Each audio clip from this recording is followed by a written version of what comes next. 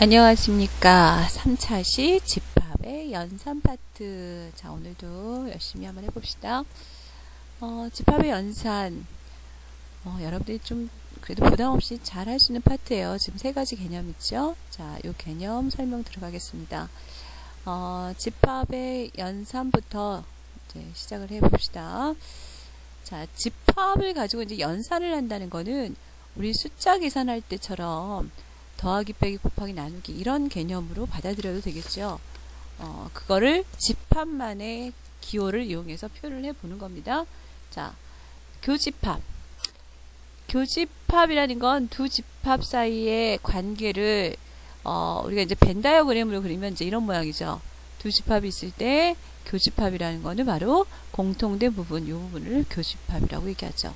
이제 합집합을 표현하는 방법은, 나타내는 영역은 A, B를 둘 중에 하나가 들어가는 경우는 모두 해당하는 것. 이 경우가 바로 합집합이 될 거고요. 자, 얘를 기호로 쓰는 방법은, 교집합은 우리가 집합기호 이렇게 약속하고 있죠. 이 경우는 이렇게 약속이 되어 있습니다. 자, 그런데 이 정의를 좀 더 수학적으로 한번 표현을 해볼게요. 이 집합이 나타내는 모임을 수학적으로 표현한다는 거는 우리 앞에서 원선화해법이나 조건제시법으로 표현이 가능하고, 이 경우는 이제 조건제시법으로 표현을 하면 되겠습니다. A에도 들어가고 B에도 들어가는 아이들만 모아놓은 집합을 교집합이라고 하죠. 자, 조건제시법으로 어떻게 쓸 수 있을까? 조건제시법의 틀은 X바. X가 A 집합에 들어가고, 이제 고를 이제 영어로 얘기하면 and죠. 양쪽에 다 만족하는 경우, 그 다음에 B에도 들어가는 원소들을 모아놓은 집합. 이게 바로 교집합의 정의가 됩니다. 합집합인 경우는 어떻게 될까요? X바. 합집합은 A나 B 둘 중에 아무 데나 한 군데만 들어가도 합집합의 원소가 되겠죠. 그래서 표현할 때 이렇게 표현하면 되겠죠. A에 들어가거나 또는 B에 들어가는 원소들의 모임. 이때 AND와 OR의 차이를 우리 잘 알고 기억해야 됩니다. AND와 OR. 그러니까 즉 AND라는 거는 교집합과 상충되는 용어고, OR는 합집합과. 그러니까 합집합은 또는, 교집합은 AND 그리고로 연결되어 그 의미와 맥락을 이해를 해야 할 수 있어야 되겠죠. 자, 이제 세 번째 여집합이라는 것도 있는데 이것도 한번 약속해 봅시다. 여집합은 이런 개념이죠. 전체 집합을 U라고 할 때 전체 집합이 있을 때 어떤 집합 A의 여집합은 바로 이 바깥 부분에 해당하는 영역이죠. 자, 이거를 기호로는 우리는 이렇게 약속을 하고요. 그 다음에 정의는, 조건제시법에 의한 정의는 어떻게 쓰면 될까요? 전체 집합에는 들어가지만 A에는 포함되지 않는 것. 즉, 전체 집합에 전체 집합에 들어가지만 누구에는? A에는 포함되지 않는 원소들을 모아놓은 집합. 이렇게 연결이 될 겁니다. 자, 네 번째 차집합.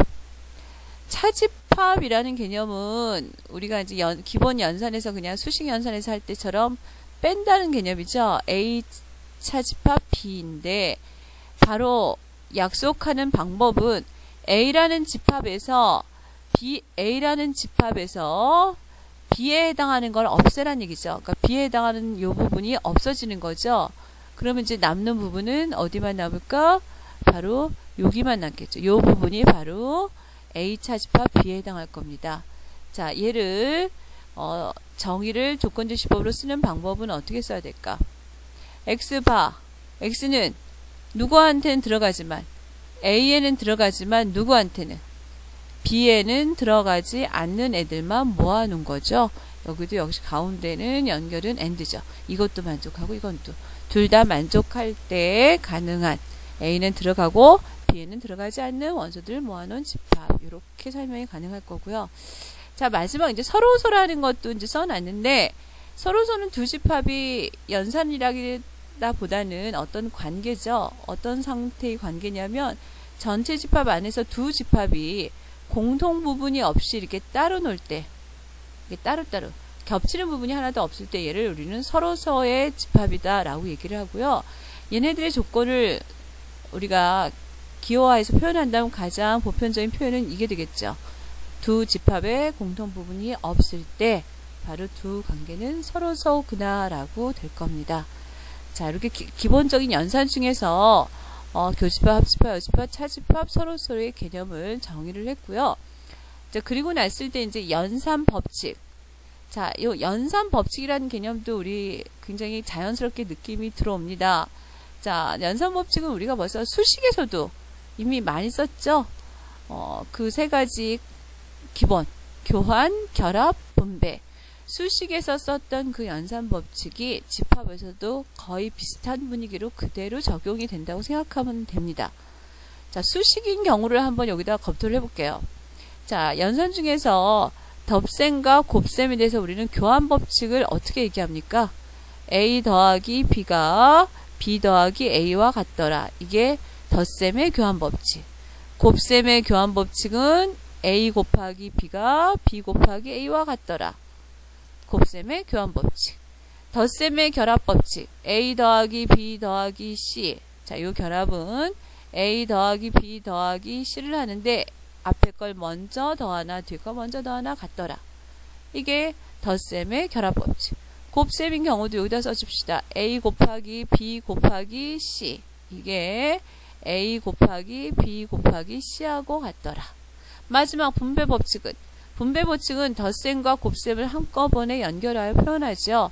A 곱하기 B 플러스 C.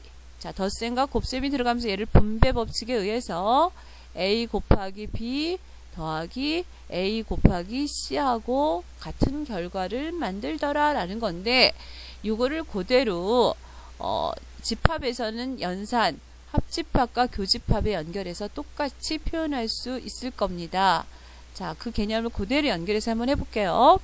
A 합집합 B는 B 합집합 A를 해도 그 결과는 똑같다.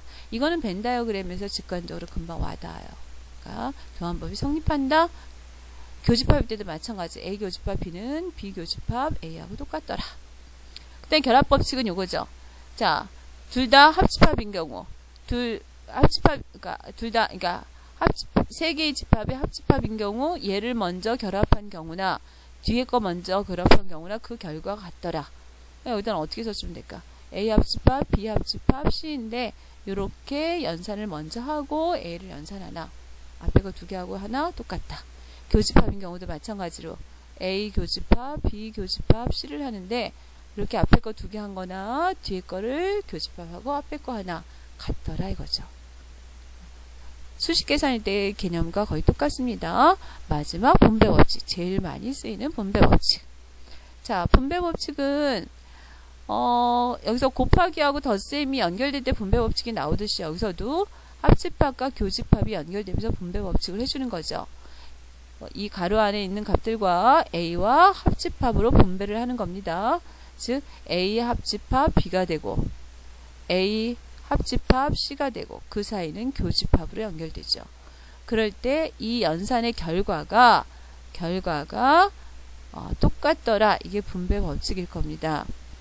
자, 밑에 것도 마찬가지로 교집합, 반대로 교집합이고 합집합인 경우도 똑같죠. A 교집합 B가 되고 그 다음에 A 교집합 C로 분배를 한 다음에 가운데 합집합을 하는 경우 해당이 될 겁니다.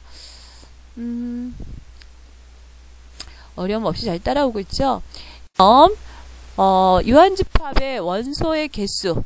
자, 원소의 개수에 관한 성질을 한번 찾는 건데, 원소의 개수를, 집합의 원소의 개수를 표현하는 방법은 넘버 n을 써서 이렇게 표현한다라고 약속을 했습니다. 자, 그런데 연산하고 나서의 원소의 개수를 해결하는 방법입니다. 자, A와 B의 합집합의 원소의 개수를 표현할 때 우리는 풀어서 어떻게 표현해야 되느냐. 자, 요거는 벤 다이어그램 그랬을 때 이제 이런 경우잖아요. B. 그럴 때 합집합, 이 속에 들어가 있는 원소의 개수를 구하라는 걸 식으로 한번 유도해 보자. 자, 이거는 A의 원소의 개수에다가 B의 원소의 개수를 더하면 어떻게 됩니까?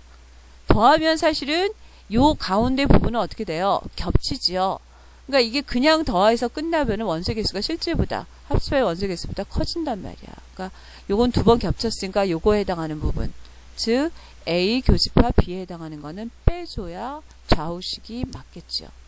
근데 이거는 A, B의 위치 그 관계 상황에 따라 다르죠. 만약 A, B가 이런 경우는 뭐라고 하죠? 서로서인 경우에는 합집합이 A와 B의 합집합의 원소의 개수는 이때는 뭐가 될까?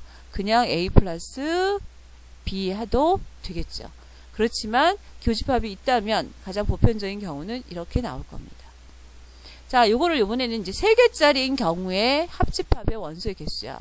즉 A가 있고 B가 있고 C가 있어. 근데 이 3개의 합집합의 원소래. 그러면 이 안에 다 들어가 있는 원소의 개수를 구하는 방법이겠죠. 자, 이걸 어떻게 할까? 자, 고민 한번 해봅시다. 자, 그냥 A집합과 B집합과 C의 원소를 다 더하면 어떻게 됩니까? 다 더하면 겹치는 부분이 많이 생기죠. 어디가 겹쳐요? 자, A하고 B를 그냥 합집합했을 때 이 부분이 겹치죠. 이거 빼야 되죠. 그 다음에 A와 C를 했을 땐 여기가 겹치죠. B와 C일 때는 이 부분이 두 번씩 다 겹쳤단 말이야. 그 부분을 다 빼야 되겠죠. 즉 N A 교집합 B 빼기 N A 교집합 C 빼기 N B 교집합 C 이렇게 된단 말이야. 근데 이렇게 얘를 겹친 부분을 한 번씩 빼다 보면 또 어떤 결과가 생기냐면 지금 자 원래 자 이렇게 봅시다. 색깔 자 원래는 A라는 원소와 B라는 집합의 원소, C라는 원소를 하다 보면 여기 부분은 요 부분은 두 번씩 겹치지만 여기는 몇 번 겹치니까 3번 겹치죠. 근데 그 3번 겹친 거를 이렇게 겹친 부분을 한 번 빼줄 때마다 한 번씩 빼줬단 말이야. 근데 몇 번을 빼준 거예요? 3번을 빼준 게 되겠죠. 그러니까 어떻게 된 겁니까 사실? 너무 많이 빼준 거죠. 그럼 다시 어떻게 해야 될까? 한 번은 남아 있어야 되니까 그걸 어떻게 해야 돼요? 다시 더해줘야 되겠죠. 자, 그 더해주는 값은 바로 뭐가 될까? 즉 A 교집합 B 교집합 C 여기에 해당하는 거. 이 부분은 다시 어떻게 해야 될까? 더해줘야 되겠지. 자, 무슨 말인지 알겠죠? 그러니까 얘네가 지금 이 부분이 지금 3번 겹쳤단 말이야. 여기서 겹치고 여기서 겹치고 3번을 겹쳤어요. 그런데 여기서 이 부분을 자, 얘를 빼고 얘를 빼면서 그 3번 겹친 게 다 없어져 버렸다. 그러니까 빈 게 된 거야. 그러니까 다시 이 부분은 더해줘야 맞겠죠. 이해돼요? 자, 이 공식은 좀 외우셔서 문제 잘 나오니까 적용이 돼야 됩니다. 3개의 집합의 합집합의 원소의 개수는 각각의 원소의 개수에다가 교집합의 원소들 둘씩 교집합의 원소를 각 빼준 다음에 3개 모두의 교집합은 한번 다시 더해줘야 된다. 자, 3번 A의 여집합. 자, 여집합의 개수라는 건 전체 집합에서 A의 여집합은 이 부분이죠. 그럼 이 개수라는 거는 바로 전체 개수에다가 A의 개수를 빼주면 되겠고, 차집합도 나오네요. 자, 전체 안에서 A에서 B, A에서 B를 빼면 여기죠. 자, 이거는 어떻게 하면 될까요? 이거의 개수는 A의 개수에다가 지금 요 부분이 없어지는 거니까 요 부분이 그러니까 즉 N A 교집합 B 이렇게 해도 되고 또는 이거 이렇게 해도 될 것 같아요. 이거를 N A 합집합 B 전체에서 누구를 빼버리면 돼? B를 빼면 되죠. B. 그러니까 표현하는 방법은 지금 우리가 만약 연산에 대한 그것들을 다 이해를 했다면 표현 방법은 다양하게 나올 수 있겠죠. 이 경우도 되고 이 경우도 되고. 자, 여기까지 해서 기본 연산 성질과 그 다음에 연산에서 나온 원소의 개수를 구하는 방법을 했습니다. 자, 오늘 여기까지 스톱.